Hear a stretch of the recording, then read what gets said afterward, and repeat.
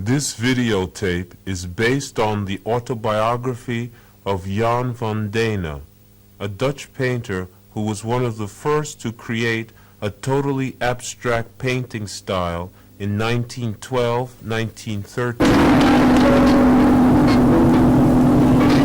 title of the tape, Absolute Art, was invented by Jan van Dane and his friend Jacob Bendien to designate their unique art.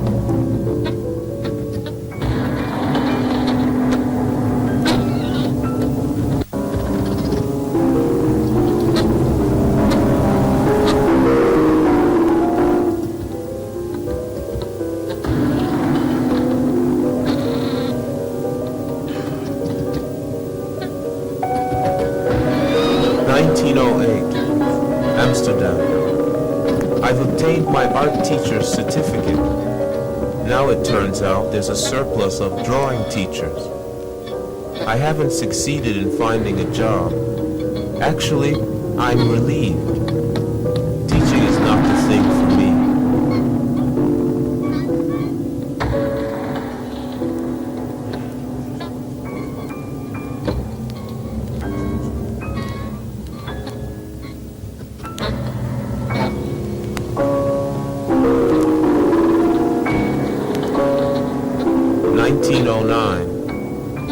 Now I'm pretty much left to my own devices.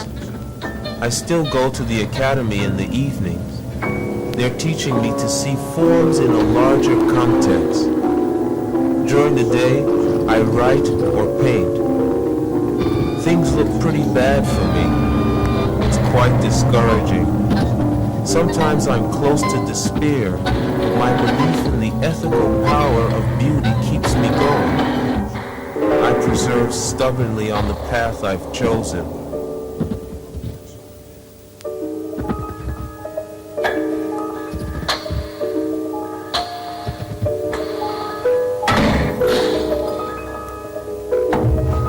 At home, I made a couple of portraits somewhat in the style of Joseph Israels.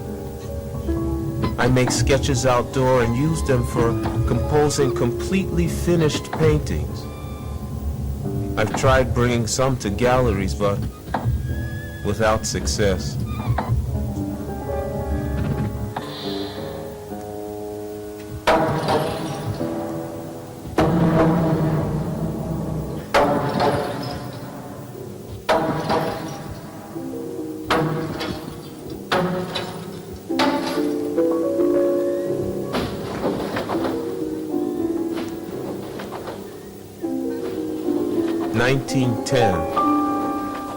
I'm still having a hard time, but I feel happy.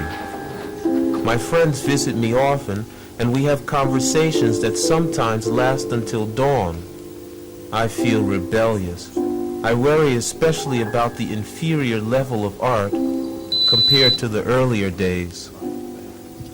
I attribute this to the decline of religions, the absence of a true elite, and the leveling off of spiritual life due to the forces of the emerging masses.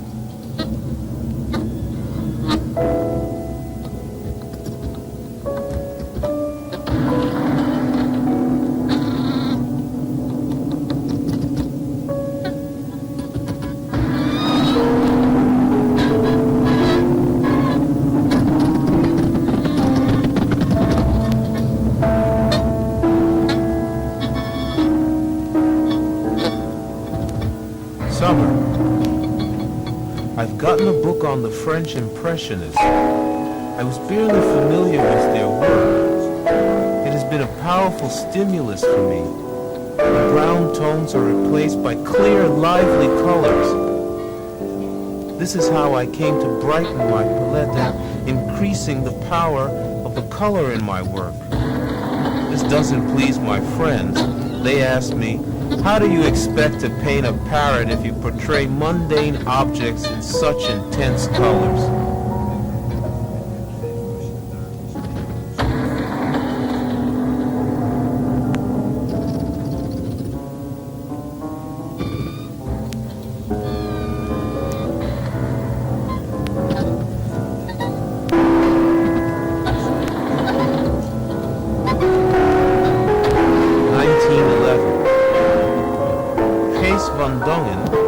Dutchman living in Paris is exhibiting at the city's museum. Paris attracts me. It has become a promised land for me. But how can I get the necessary funds?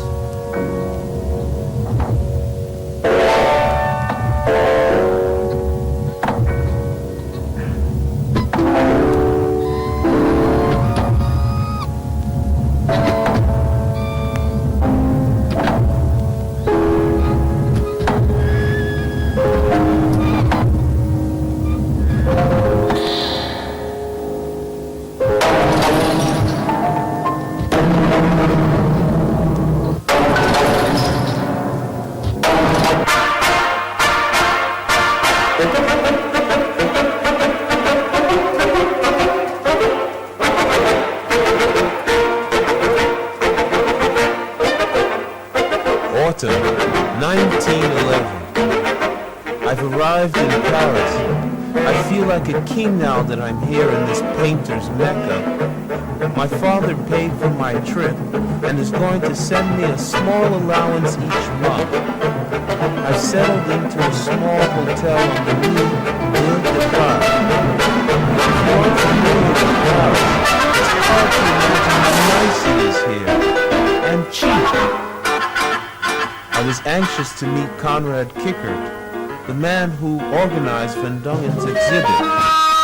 His apartment is part of a large building where, among others, Piet Mondrian also has a studio. Kickert is wealthy and holds a reception every Monday afternoon. Today, I met Otto van Ries and his wife there.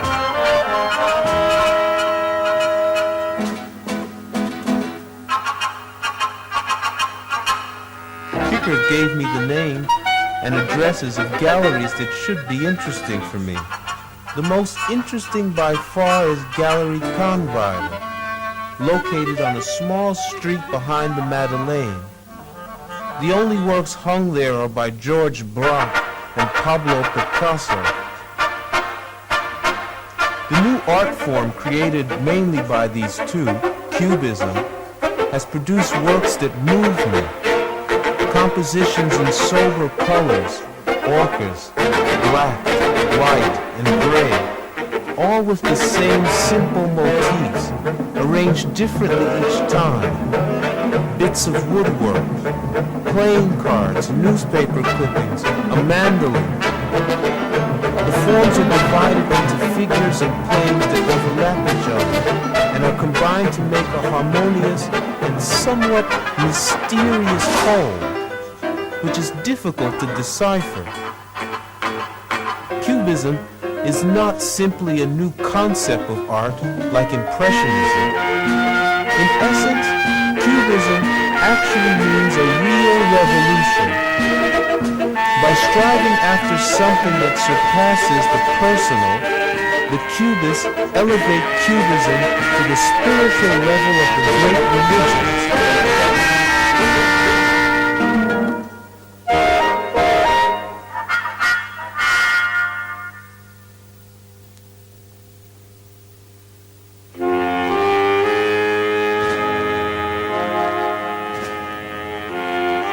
In my hotel room, I painted a self-portrait thoughtfully with small dabs of paint like the Impressionists did.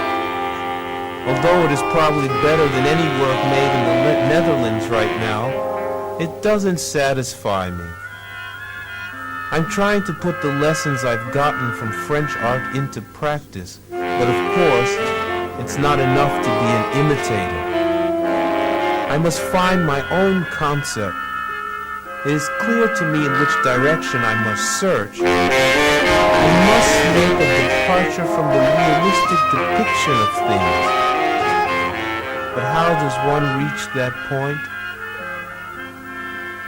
I sense that everything I've learned up till now has become worthless to me, that my whole period of study at the normal school and the academy are lost years. I have to start all over again.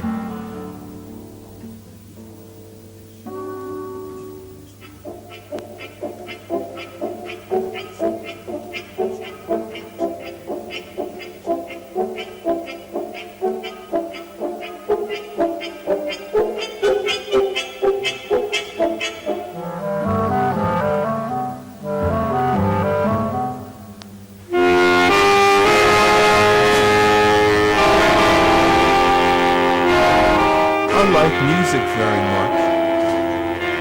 I've attended a number of concerts for a very small price. That helps me to find flowing lines and, as it were, musical, rhythmic composition in my drawings. The music fires me, inspires me. It also has inspired me to write several songs.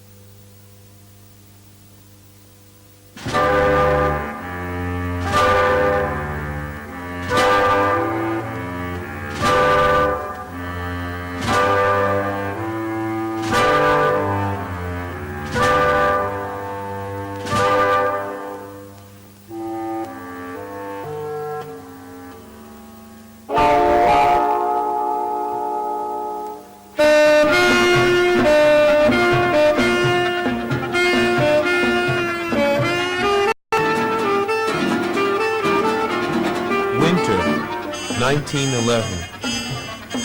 Today, an unknown Dutchman visited me. His name is Jacob Bendien. He's a tall fellow, extremely nervous, with black curly hair and a goatee. He told me he worked as a traveling salesman for his father's hosiery factory in Amsterdam. But he's scared to death of going into a store to praise his wares. Added to that, he stutters. So, he had to give up that work and started to paint. Bendien is a couple of years younger than I am. Our ideas about art and painting coincide amazingly well. That immediately gave us a feeling of alliance. But on the subject of philosophy, we have profound differences. It is becoming clear to me that he is moved by all the suffering of the world more than I am. And he pins his faith on the idea of universal companionship.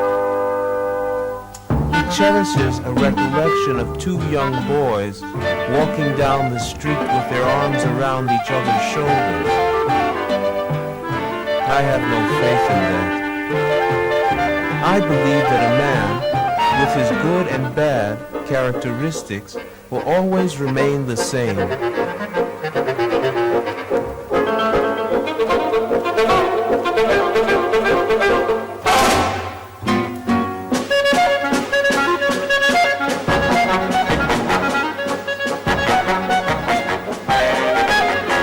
My goal is to reinforce man's religious feeling through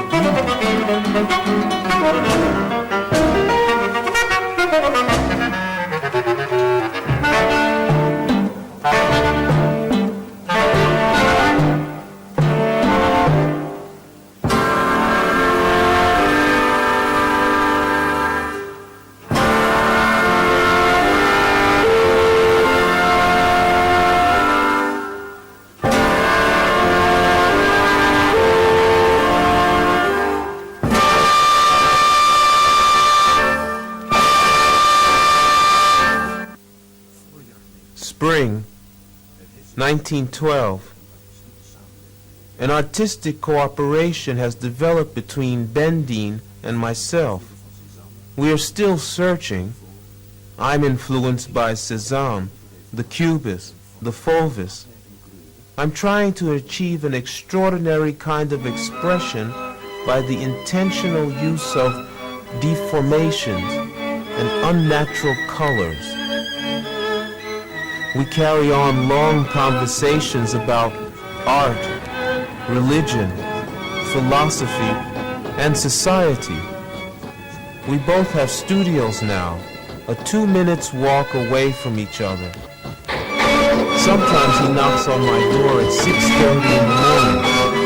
Then his first words are, Last night I reached great wisdom.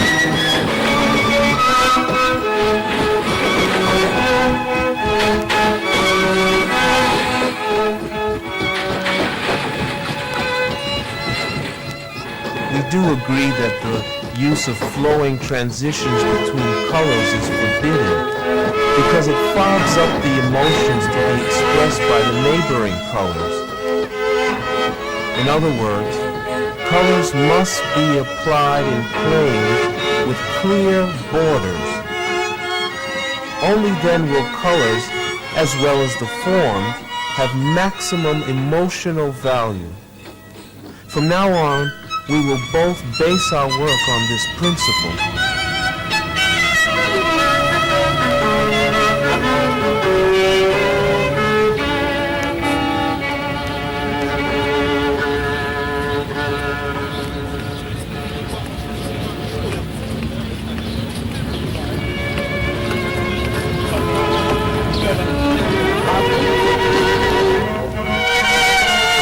This morning, Bendine shaved off his goatee.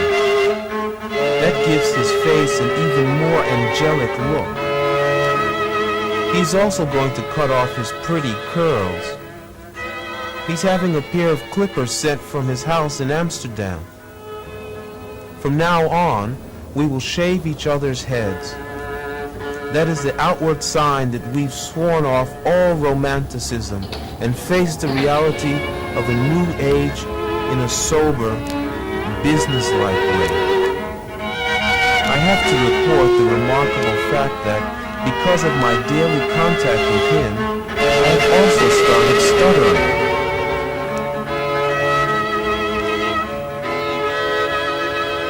When Bendine receives money, the first thing he does is go to the paint store. A bit later on, one can see him walking down the boulevard, shouldering a large roll of painter's linen like a rifle, a soldier in the struggle for truth in a new age. Proudly, I walk next to him, proud in the awareness of our task, proud of our work, proud of such a proud and vigilant comrade.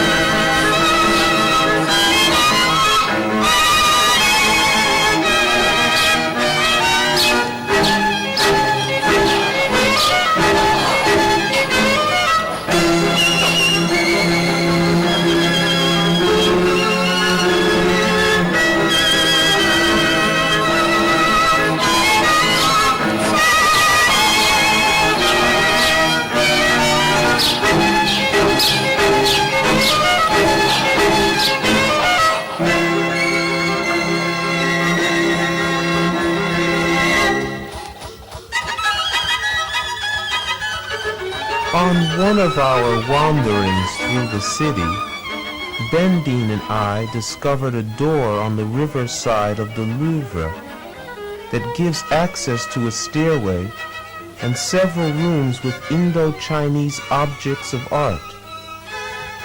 They are Buddhist representations, but what's remarkable is that some are divided into color fields contained by curving lines, which strongly resembles our recent works.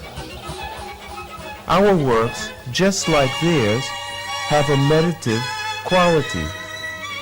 This confrontation with the Orient has strengthened our self-confidence and encourages us to continue in the direction we've chosen.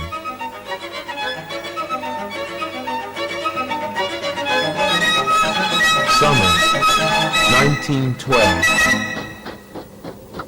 I had a dream last night. I dreamt that I was climbing a high mountain together with all my painter friends. Our progress was slow. There were many obstacles, slopes that were steep. We slipped. Finally, I succeeded in finding a foothold, pulling myself up and reaching the top. Jacob Bendine was near me. I reached out and pulled him up. Autumn 1912. I've taken the last step.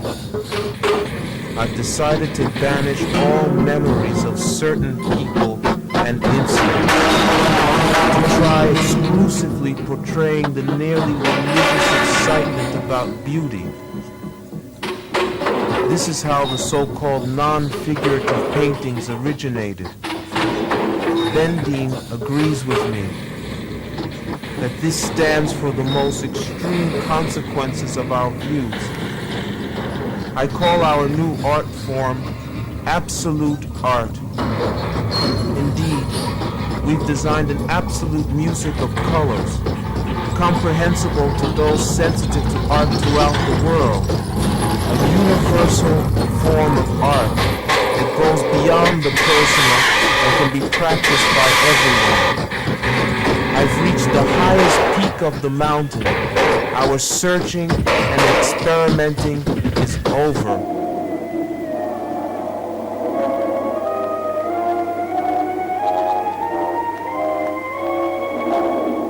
Winter, 1913. I'm alone again. Bendine has left for Berlin. I can't find work, and my money is nearly gone. I wander for hours through the city, examining my thoughts and trying to find a focal point for my future, which is totally uncertain at this point. Influenced perhaps by my conversations with an ex-monk, which have made me more humble, a great change is taking place in me. Among other things, he told me that the most abominable little statue, a factory product bought in a store for religious articles, would please God as much as the purest artwork for his worship. He dealt an even greater blow to my pride by declaring that the lines by Paul Verlaine, "Oh mon Dieu, vous m'avez blessé d'amour, et la blessure est encore vibrante," which I think are sublime, mean nothing special, since the expression "wounded by God's love" is quite usual for Catholics.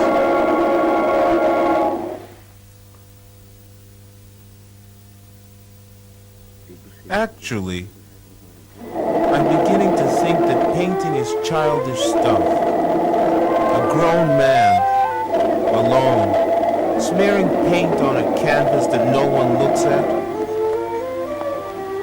It's some sort of spiritual blot on oneself. Isn't it a bit more worthy to live with and among others? To influence them and the course of events through your personality? I admit that influence will be slight, but then one has that in common with everyone. And so, I've arrived at a decision to bid art of painting farewell. When I receive money from home again, I'll travel back to Amsterdam.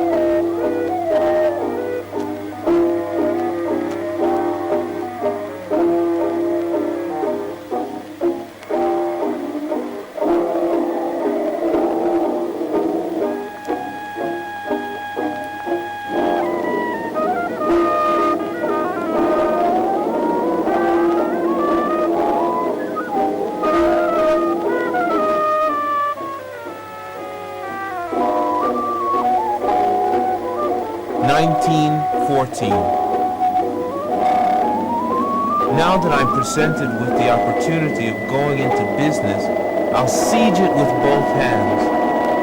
Of course, I'm beginning to get fed up with my perpetual poverty. Deep within me lies a longing to start a family. But My only true motive is that I've had it with painting. I want to take a place in society.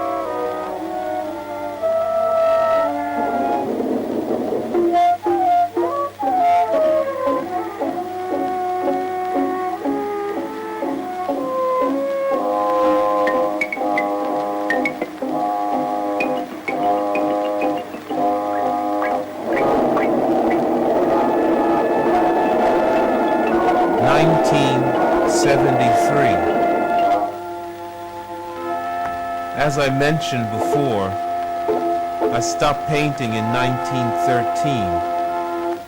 Our single exhibition in Amsterdam that year was not successful. However, it was not a farewell to painting forever.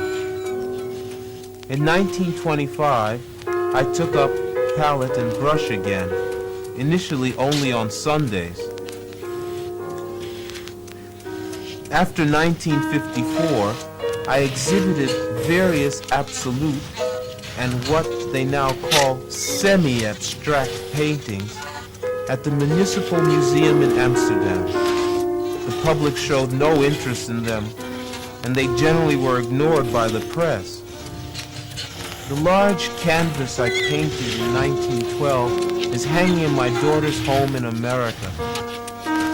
If I think about it, I'm glad I had the opportunity to paint it.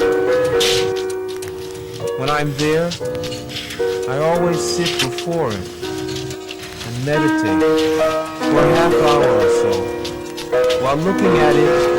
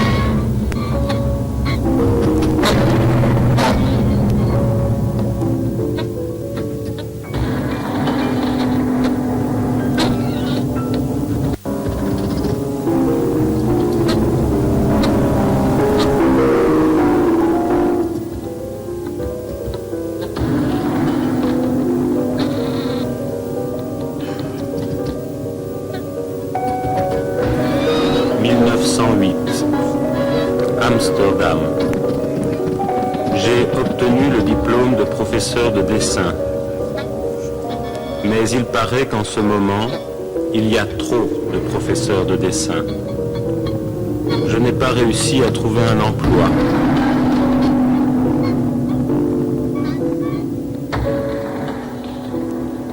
En réalité, cela me soulage.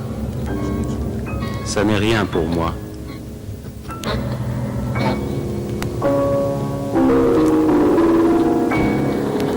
« 1909. J'en suis quasiment réduit à mes seuls moyens. Le soir, je visite encore l'Académie de l'État. On m'y apprend à voir les formes en grand. Pendant la journée, j'écris ou je peins. Les choses se présentent plutôt sombres. Il n'y a aucune perspective. C'est à s'en décourager.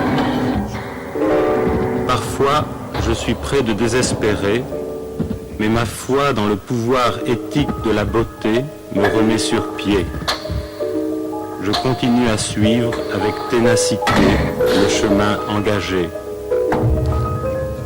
À la maison, J'ai fait quelques portraits, toujours dans l'esprit de Joseph Israels. Je fais des études d'extérieur que j'emploie pour la composition des tableaux définitifs. J'ai essayé d'en placer quelques-uns dans le commerce d'art, mais ça n'a pas marché.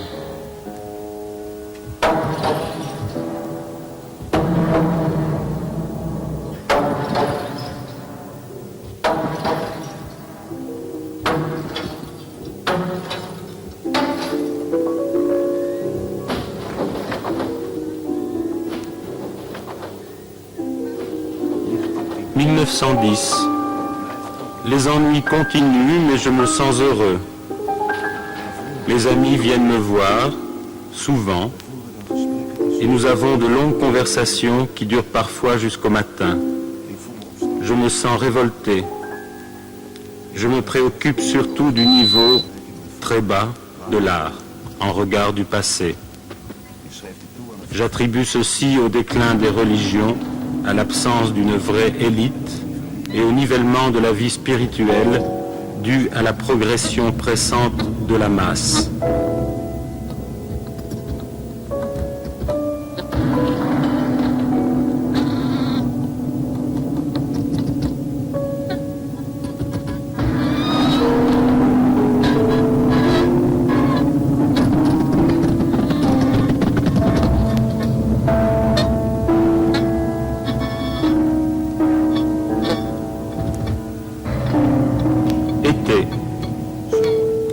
J'ai reçu un livre sur les impressionnistes français.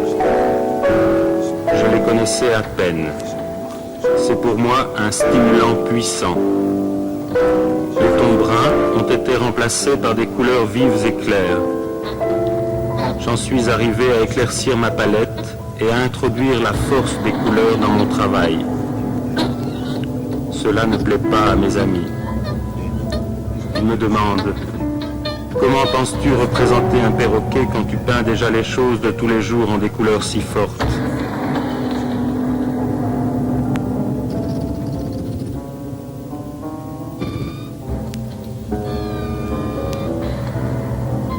« 1911. Au musée de la ville, il y a une exposition de Kees van Dongen, le peintre hollandais résident à Paris. Paris m'attire. C'est en effet devenu pour moi la terre promise. Mais comment dois-je me procurer l'argent nécessaire?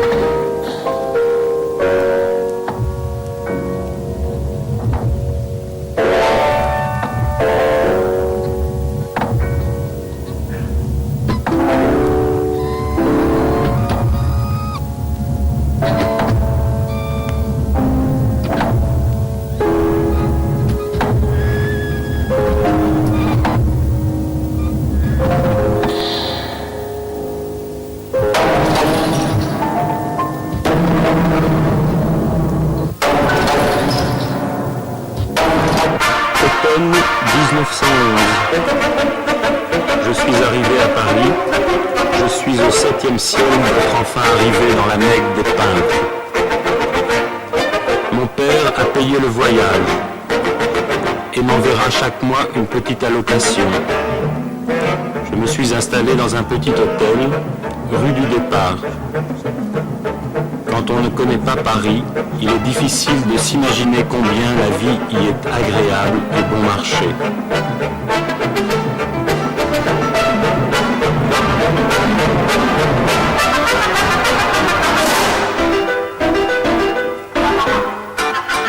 Lundi soir, j'aimerais bien faire la connaissance de Konrad Kickert, l'organisateur de l'exposition de Van Dongen.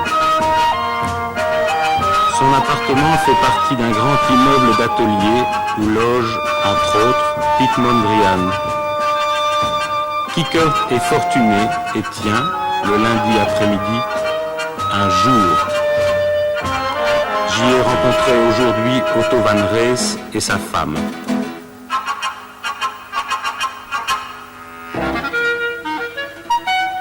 Kickert m'a donné les adresses des magasins d'art qui pourraient m'intéresser. Celui que je trouve de loin le plus intéressant est Kahnweiler, situé dans une petite rue derrière la Madeleine. On n'y trouve que des œuvres de Georges Braque et de Pablo Picasso. Ces expressions d'une nouvelle forme artistique, le cubisme, essentiellement créé par eux deux, m'ont beaucoup touché.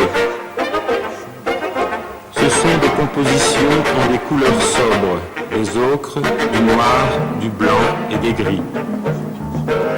Toutes présentent les mêmes motifs simples, toujours disposés d'une autre façon.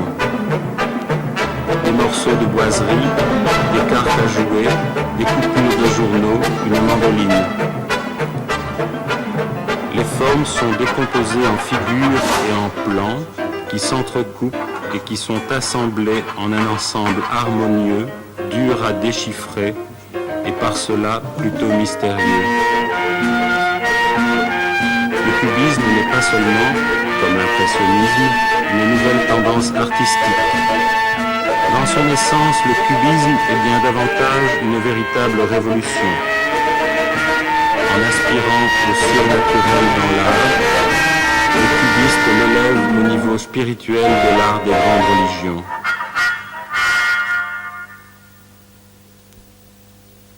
Dans ma chambre d'hôtel, j'ai peint avec circonspection, en petites touches, un peu à la manière des impressionnistes, un autoportrait. Bien qu'il soit sans doute meilleur que toute œuvre produite en ce moment en Hollande, il ne peut me satisfaire. J'essaie de mettre en pratique les leçons qui me sont données par l'art français. Mais bien sûr, il ne suffit pas d'être un imitateur. Il faut que je trouve une vision personnelle. Je sais bien en quelle direction je dois chercher. Je dois réussir à me débarrasser de la représentation réaliste des choses. Mais comment y parvenir ? Je me rends compte que tout ce qu'on m'a appris avant est désormais sans valeur pour moi. Que mes études à l'école normale et à l'Académie de l'État ont été des années perdues. Il me faut recommencer à zéro.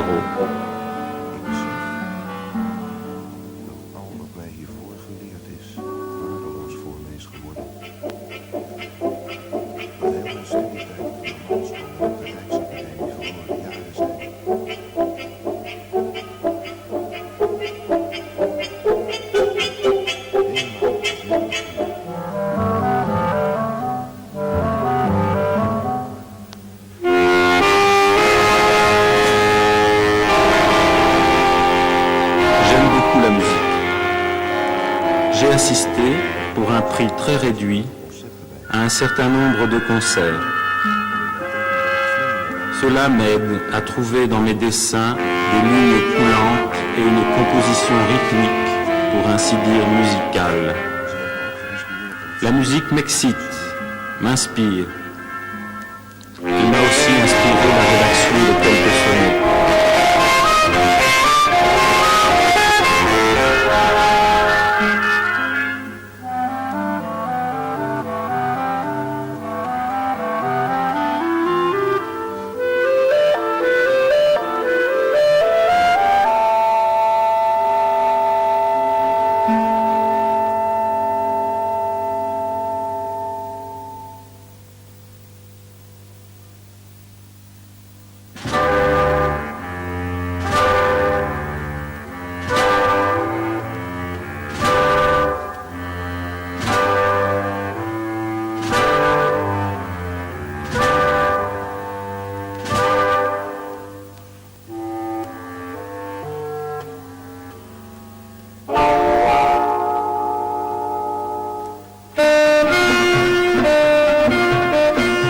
Hiver 1911.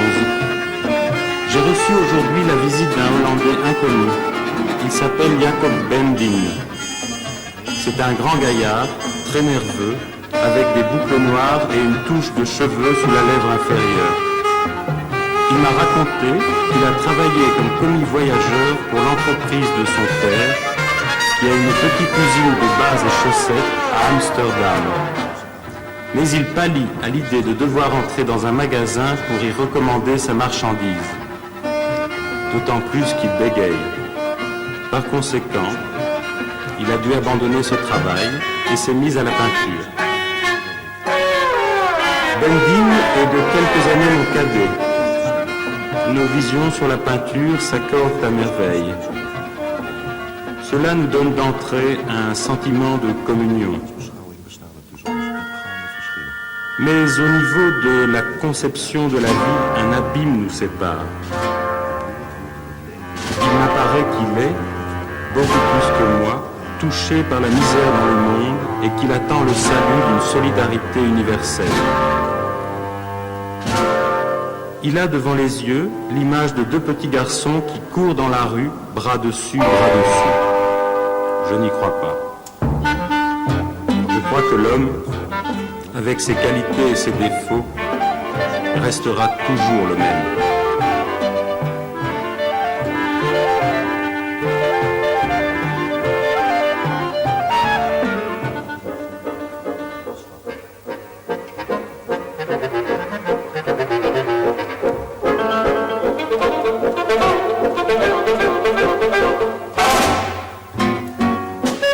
Mon aspiration reste la même. Je veux, en apportant la beauté, renforcer chez les hommes les sentiments religieux.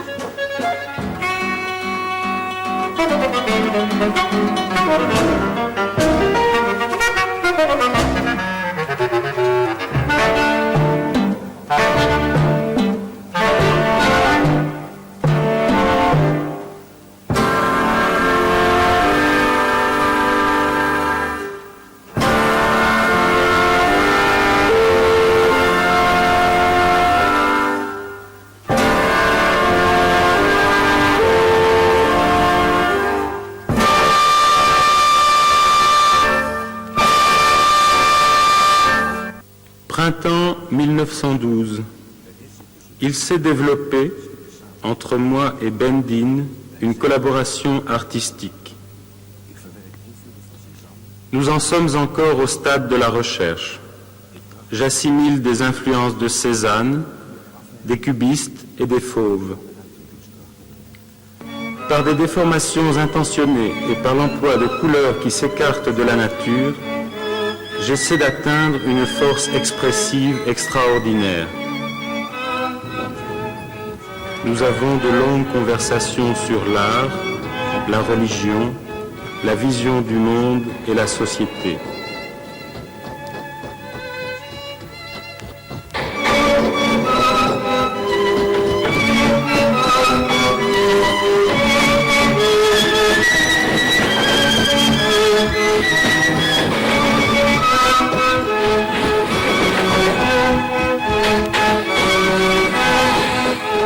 Nous avons maintenant chacun notre atelier, à 2 minutes de marche l'un de l'autre. Parfois, il vient frapper à ma porte à 6h30 du matin. Ses premières paroles sont alors « Cette nuit, je suis arrivé à grande sagesse. » Nous sommes d'accord sur la nécessité de rejeter les transitions de couleurs, parce qu'elles donnent une image troublée des sentiments qui doivent être exprimés par les couleurs contiguës. En d'autres mots, les couleurs doivent être appliquées en plans clairement délimités. C'est alors seulement que les couleurs, comme les formes, acquerront leur pleine valeur affective. Désormais, nous partirons tous les deux de ce principe.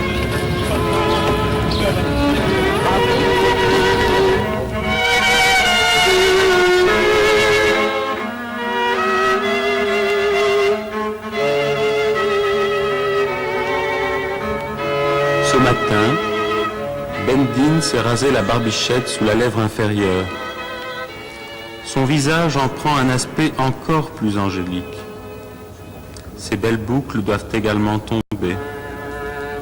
De sa maison d'Amsterdam, il se fait envoyer une tondeuse. Dorénavant, nous nous raserons le crâne l'un l'autre. Ce sera le signe visible que nous avons rejeté tout romantisme, que nous nous trouvons les pieds bien sur terre dans la réalité d'un temps nouveau. Je dois encore mentionner le fait remarquable que, à cause de sa fréquentation, je me suis mise à bégayer moi aussi. Quand Bendine reçoit de l'argent, ses premiers pas le conduisent toujours chez le marchand de peinture. On peut le voir, un peu plus tard, sur le boulevard, un grand rouleau de toile posé comme un fusil sur son épaule. Un soldat dans notre combat pour la vérité d'une ère nouvelle. Je marche à ses côtés avec fierté, fier dans la conscience de notre tâche, fier de notre travail, fier d'un camarade si fier et vigilant.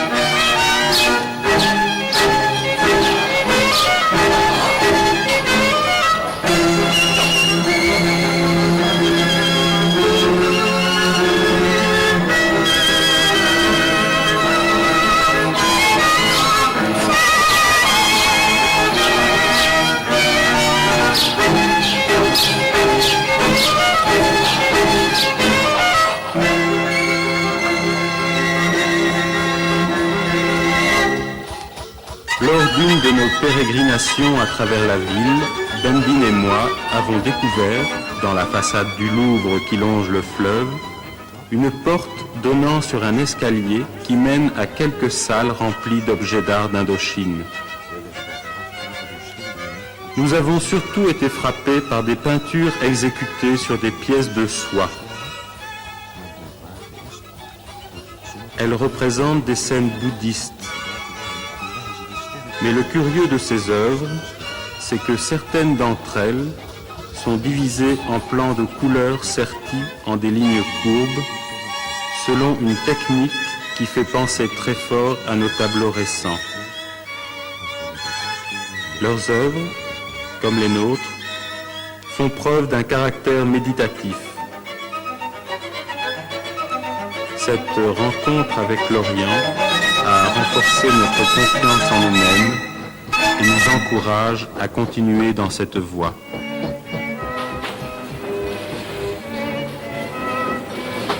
Été 1912. J'ai fait un rêve cette nuit. Je rêvais qu'avec mes amis peintres, j'étais en train d'escalader une haute montagne. Nous avançons lentement. Les obstacles sont nombreux. Les parois sont raides. Nous glissons. Enfin, je parviens à m'agripper et à me hisser jusqu'au sommet. Tout près de moi, il y a déjà Jacob Bendine. Je lui tends la main et je l'aide à monter. Automne 1912. J'ai fait le dernier pas. J'ai décidé de bannir tout souvenir de certaines gens et de certains événements et d'essayer d'exprimer exclusivement cette émotion de beauté proche d'un transport religieux que la vie a éveillé en moi. Ainsi a vu le jour le premier tableau dit A représentatif. Bendine est d'accord. C'est cela l'ultime conséquence de notre vision. J'appelle cette nouvelle forme artistique la peinture absolue. En effet, nous avons conçu une musique de couleur absolue qui sera compréhensible dans le monde entier pour tous ceux qui ont un sentiment artistique. C'est un art universel, supra-personnel, qui pourra être exercé partout. J'ai atteint le plus haut sommet de la montagne. Nos recherches et nos expérimentations ont pris fin.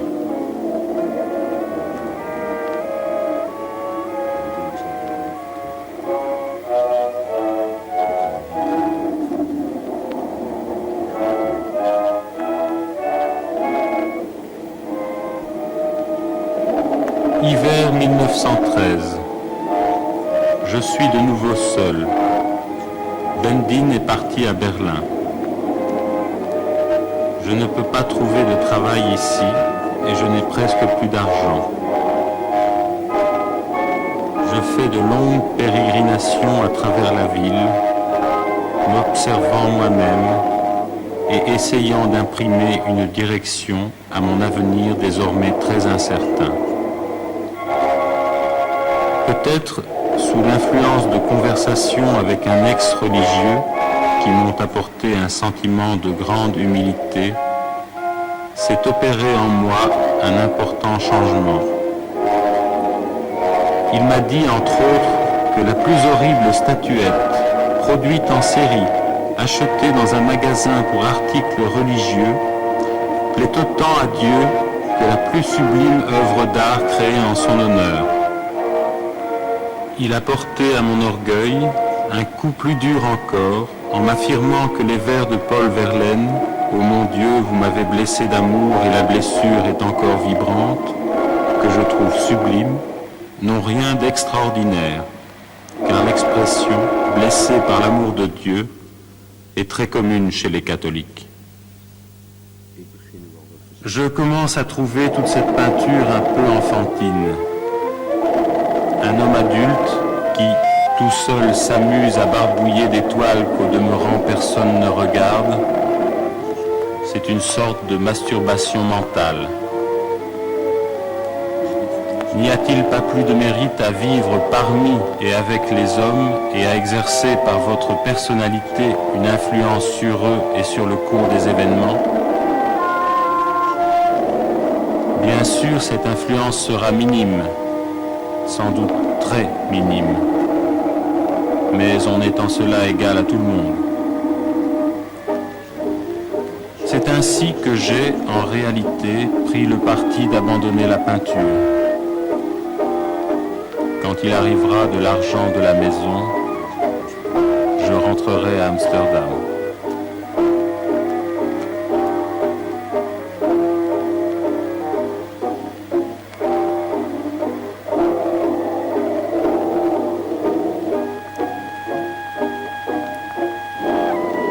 « 1914.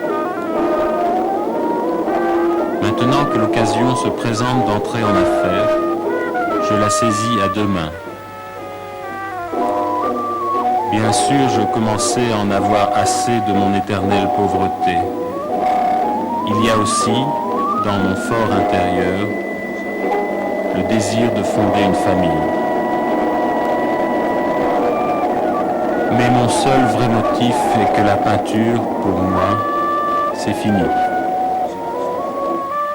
Je veux prendre une véritable place dans la société. «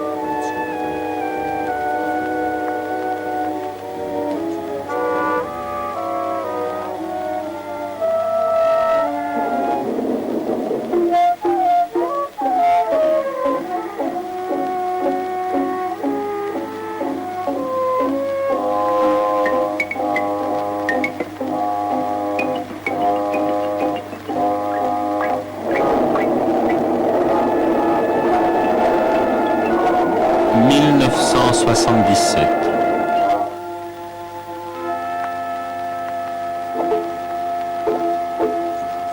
Comme je l'ai raconté ci-dessus, j'ai cessé de peindre en 1913.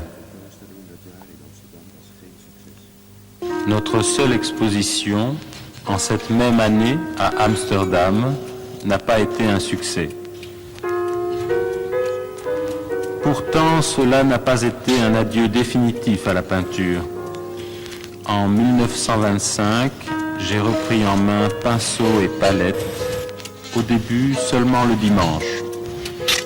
Après 1954, j'ai exposé plusieurs œuvres de peinture absolue et de ce qu'on appelle maintenant peinture semi-abstraite au musée de la ville à Amsterdam. Le public n'y a accordé aucun intérêt et la presse les a généralement ignorés. Le grand tableau que j'ai peint en 1912 se trouve chez ma fille en Amérique. Quand j'y pense, je suis content d'avoir eu l'occasion de le peindre. Quand je suis là, je vais toujours m'asseoir devant lui pour le regarder et pour méditer pendant une demi-heure, ou quelque chose comme ça.